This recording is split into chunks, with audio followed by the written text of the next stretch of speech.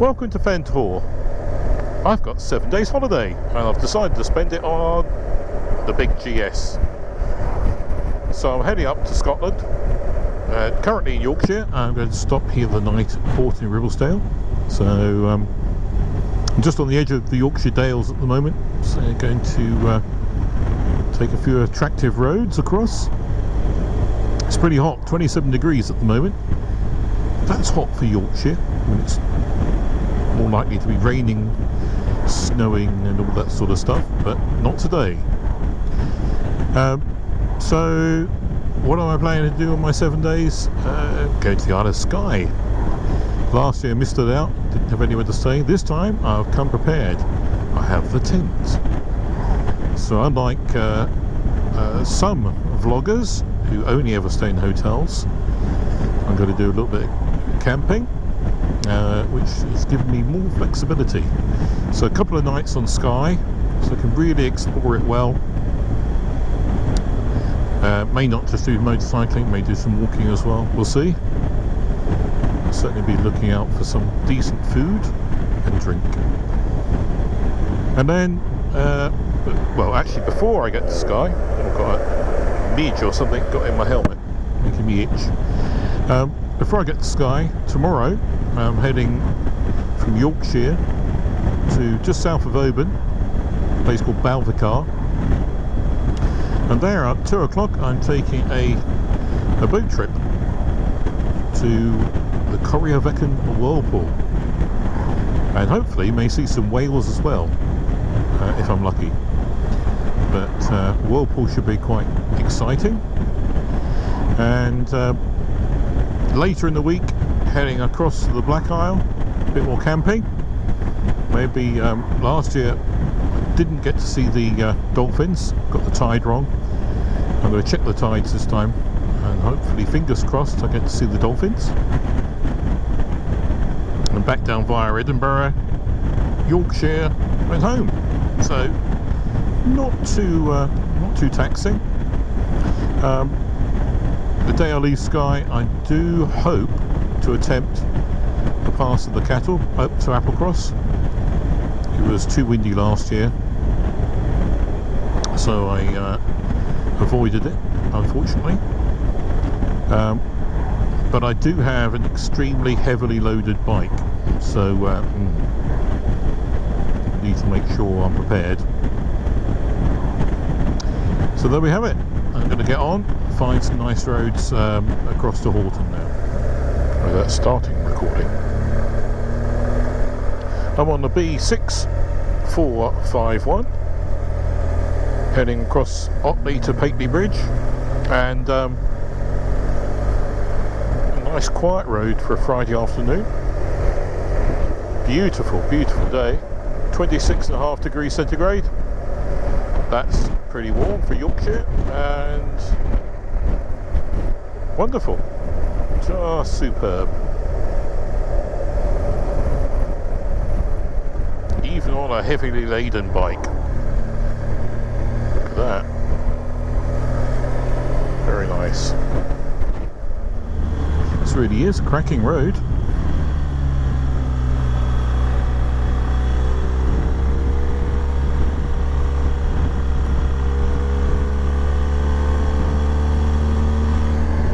Amazing views. To the left anyway.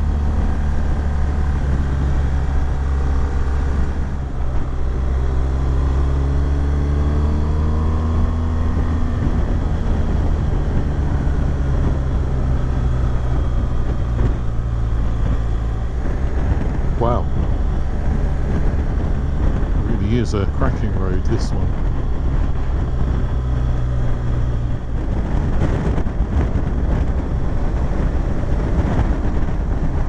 Very, very nice. Even though I've been to Yorkshire so many times, I've not been on this road before. So, why? I don't know. What a beauty.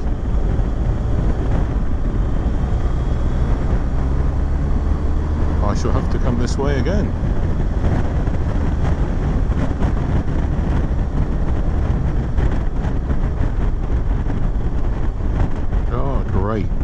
cretin.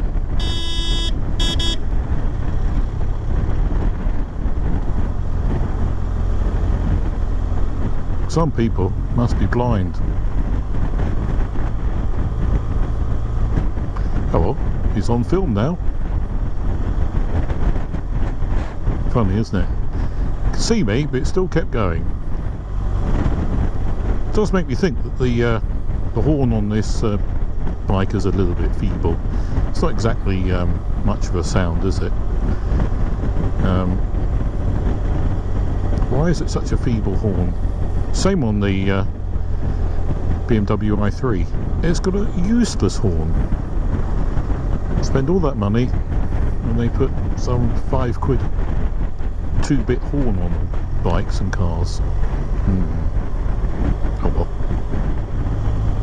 Well, it was a good road until all these cars pulled out, and one very closely. And now I've got a midge inside my helmet, which is quite annoying. Go away.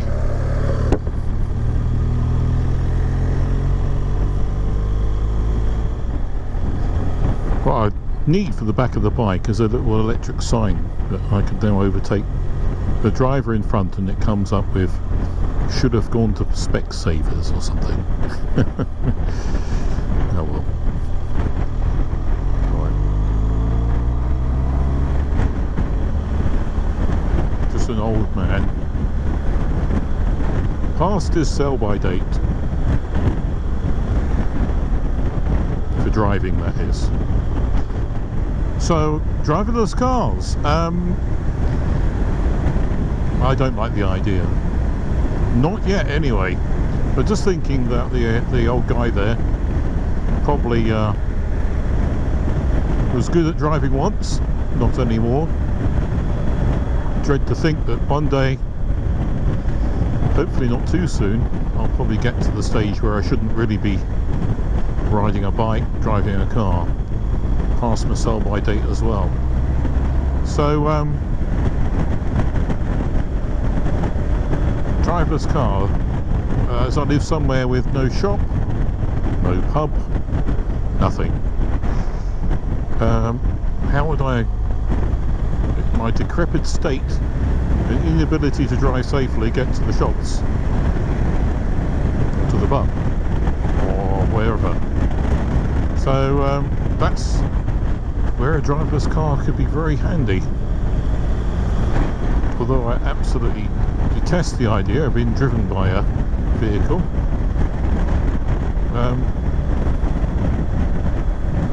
That would be good.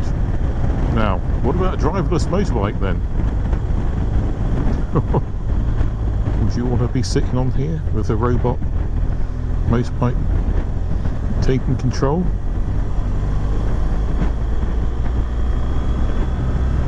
Would it be the case that one day motorbikes will be no more? I really hope that isn't the case. I know they're dangerous, but as it is, but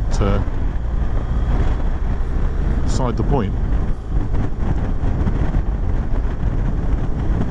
Driverless ones, could that ever be it? Could that ever be feasible?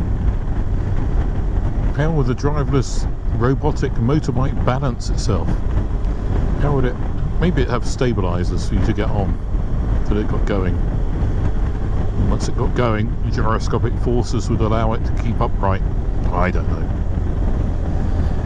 I bet there's someone even designing one now, thinking about it.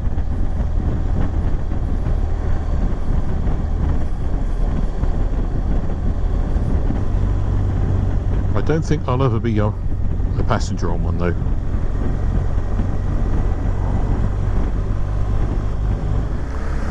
Pateley Bridge, how pretty.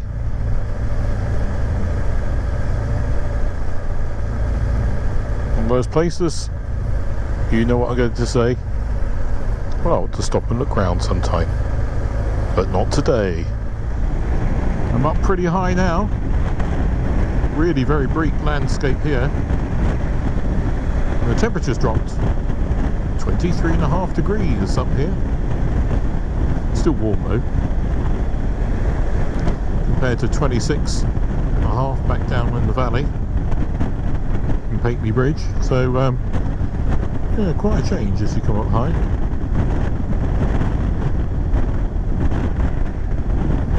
This would be quite a bleak place to live in winter. Bleak place to live any time of year.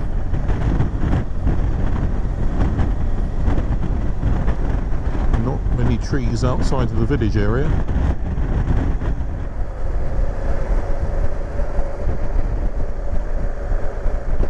Yeah, that's a bleak road indeed, this one.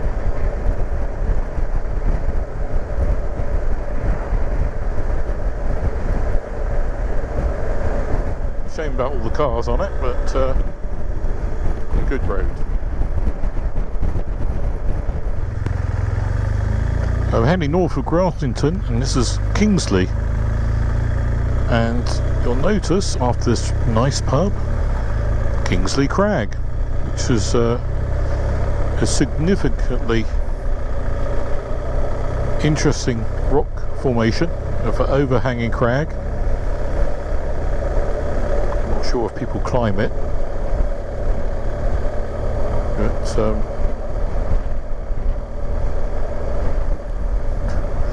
of a fantastic piece of rock.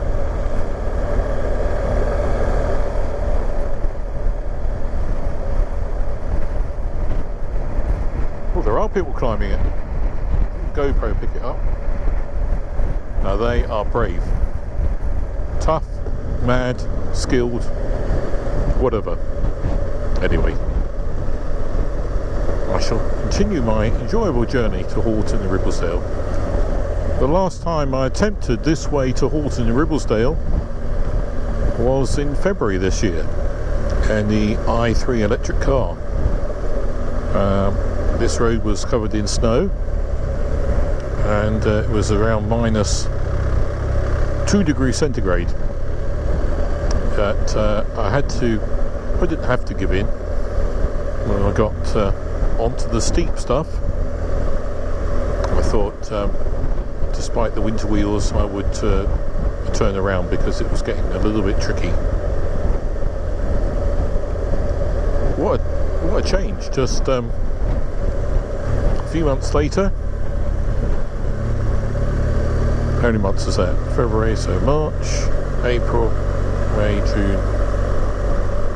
4.5 months later, 25 degrees centigrade. Big difference.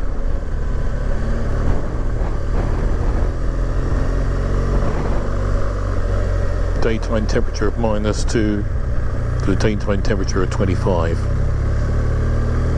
Well, I'm sure there are places in the world that have much bigger differences than that. But that's pretty big for Yorkshire. The problem with the current road is that you can't really attack it with any speed. Not that I want to go fast, but I say that just as it starts to open up a little bit. But back there it was quite narrow, lots of bends, completely blind, so no ability to go at any speed at all, really.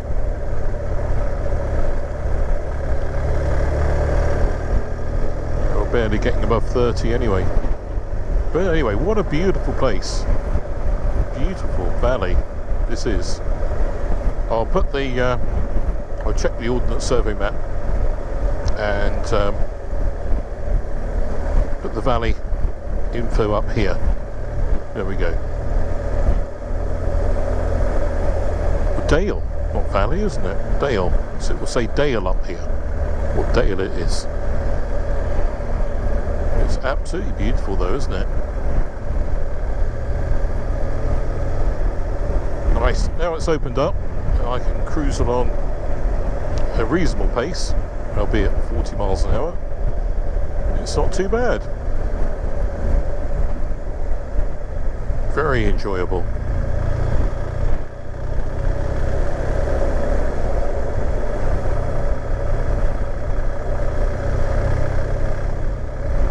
Even though as the crow flies, I don't think I'm that far from Horton and Ribblesdale. Still says on the sat nav 14 miles left.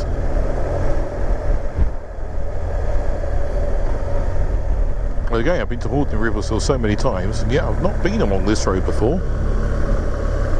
As I say, the snow and ice prevented it in February. Despite of the remoteness, there's a pub. Lytton, Queen's Arms. Looks very nice. Maybe I should try it. But not today. Got to be careful along here. There's quite a lot of gravel, especially in some parts of the centre of the road. So, due care needed. Oh wow, the river down there is completely dry. Wonder how often that's the case. Not a drop of water. Being limestone country, of course limestone is porous, so the water probably has disappeared underground. It needs a certain amount to fill the river, or a certain amount of moisture in the limestone. I mean, there are some rivers that have been dry since the Ice Age, or only ever get water in when there's absolutely torrential rain. So not a surprise, I guess, with such dry weather. Just turned left at the place called Hatton Grill, which is a Gill, not grill, which is a dead end, and about to head up onto the high ground again.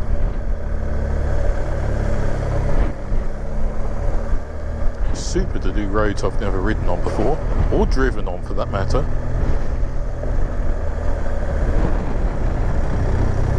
Only because of the snow and ice, otherwise I'd have been here in January in the car.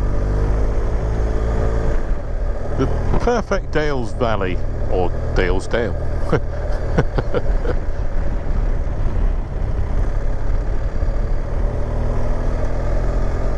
Now, this is a different temperature. 21.5 degrees just suddenly here. It's dropped. Really feel the cool air. Wonderful. We'll say cool air. It's still warm. Cool compared to not that long ago. Destination is almost in sight, but it would be if it wasn't for a rather big mountain in the way. A majestic Pen y Ghent with Pulver Hill straight ahead. To the left is Fountains-Fell, and if one is walking the Pennine Way from the south, Pennine Way takes its way, picks its way over Fountains-Fell to the left there, through this valley, and then back up onto Pen y Ghent, into Horton and Ribblesdale, and from there.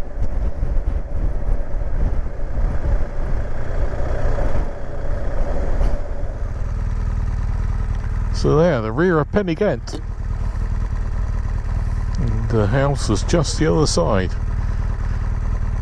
not very far at all, and yet 8.5 miles to ride on the road. Oh, navigation, is that the there we are, the Pennine Way, just crossing over. Good afternoon.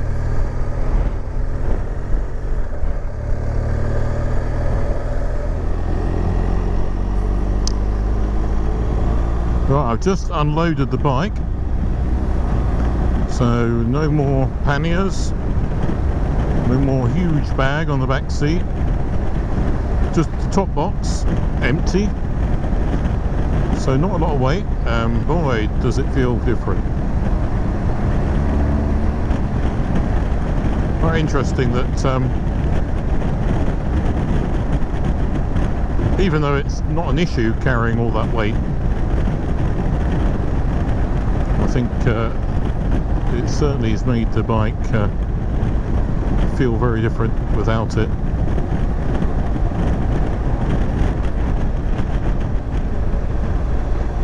front end feels more planted now.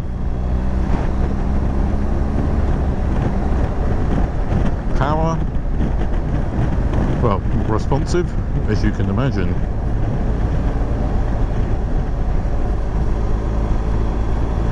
Doesn't turn in badly. It wasn't turning in badly.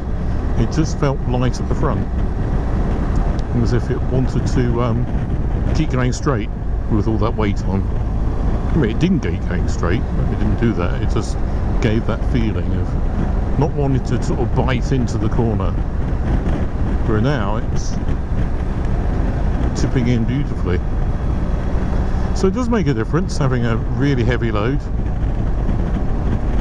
So certainly last year when I toured, I had a lot less weight on the bike.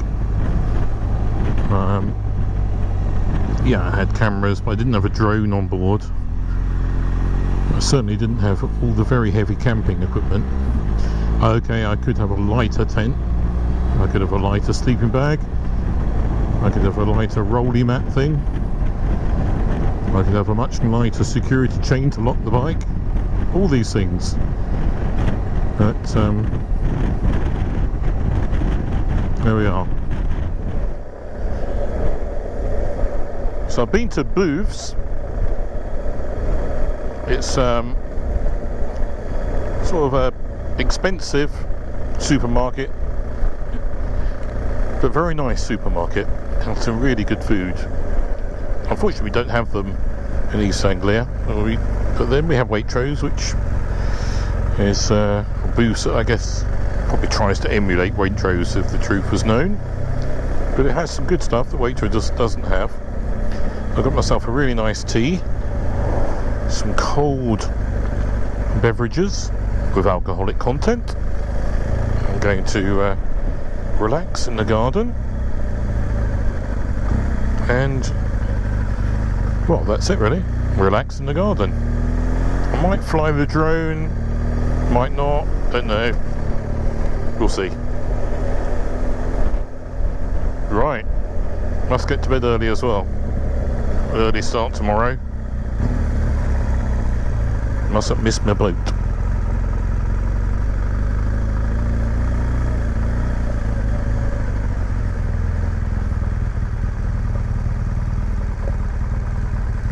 Home for the night.